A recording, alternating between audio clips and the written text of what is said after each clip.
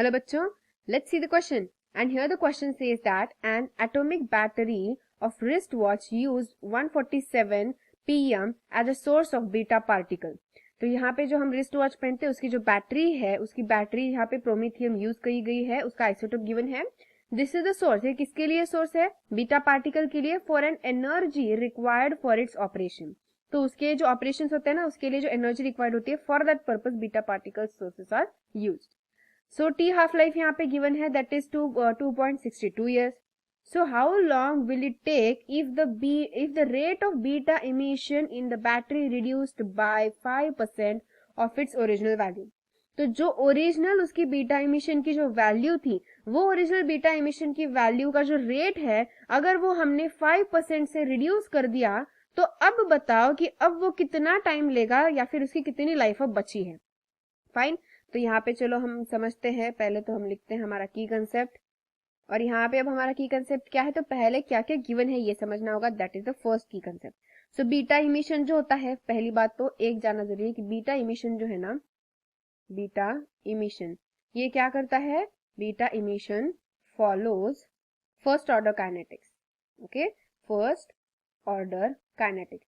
तो ये first order kinetics को फॉलो करता है, और इसी के कारण हम यहाँ पे क्या लिख सकते हैं फॉर्मूला. तो इसीलिए रेट कांस्टेंट यानी कि जो के है, तो यहाँ पे हम लिखते हैं रेट कांस्टेंट.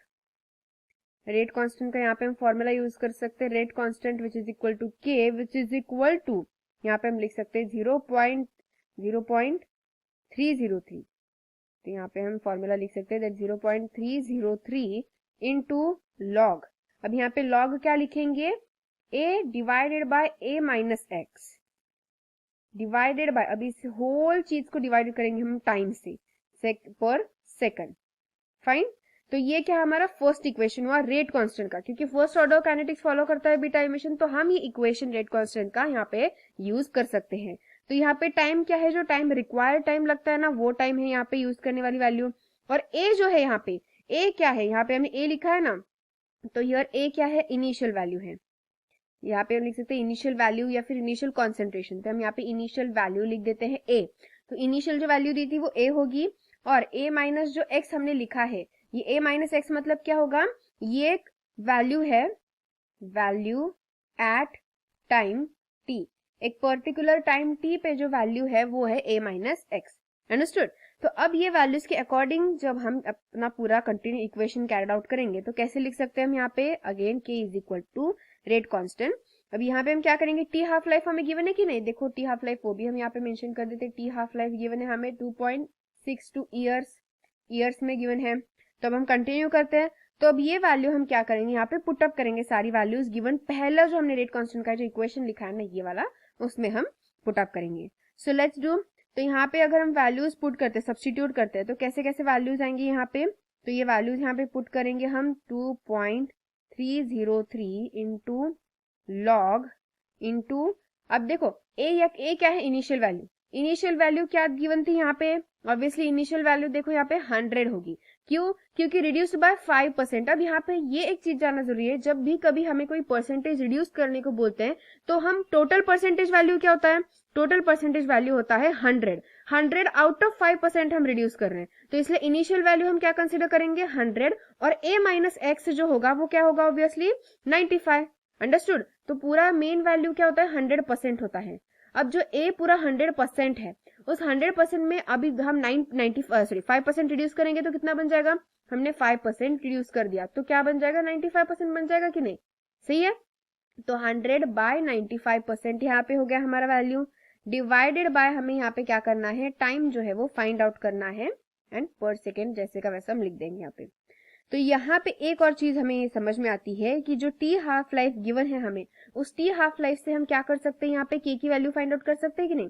तो वो हम यहाँ पे लिख देते हैं ऑन दिस साइड कि जब भी हम के की वैल्यू फाइंड आउट करेंगे, which is equal to 0.693 divided by T half life, which is equal to 0.693 divided by क्या होगा?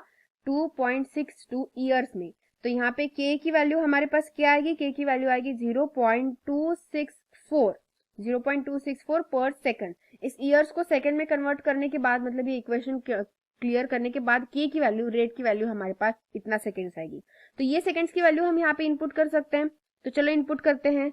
0.264 पर second which is equal to, अब यहाँ पे पूरा कैलकुलेशन हम करते हैं अगेन, 2.303 इंटू लॉग 100 बाय 95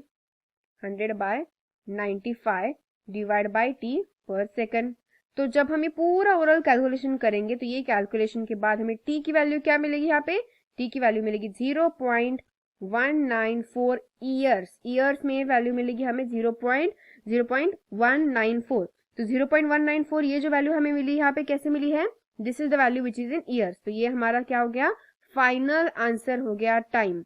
क्योंकि हमें क्वेश्चन में देखो क्या पूछा था, क्वेश्चन में ये पूछा था कि हमने जो बैटरी की जो इमिशन जो बीटा इमिशंस का जो रेट है, अगर वो हम बीटा इमिशंस का रेट 5% से हमने रिड्यूस कर दिया, तो रिड्यूस करने के बाद उसकी बची हुई लाइफ अब कितनी होगी, बची हुई लाइफ उसकी यानी कि उसका टाइम जो होगा बचा हुआ वो होगा 0.194 ईयर्स, उसका रिमेनिंग टाइम जो है वो रहेगा। That is the hour answer time T, क्योंकि the question is asking about how long will it take, that how time will it take, तो टाइम जो है वो हमने यहाँ पे फाइंड आउट कर लिया है। So I hope you understood the answer very well. Best of luck.